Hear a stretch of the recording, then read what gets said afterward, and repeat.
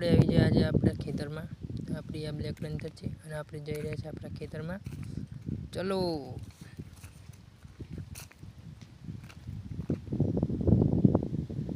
આ છે આપણા બાપ દાદાનું મશીન, વર્ષો જૂનું.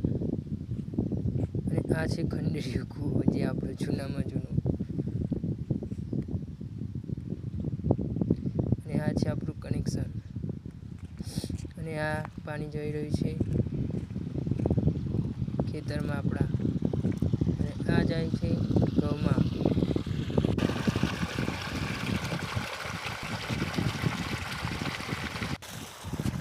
આ છે આપણું ખેતર.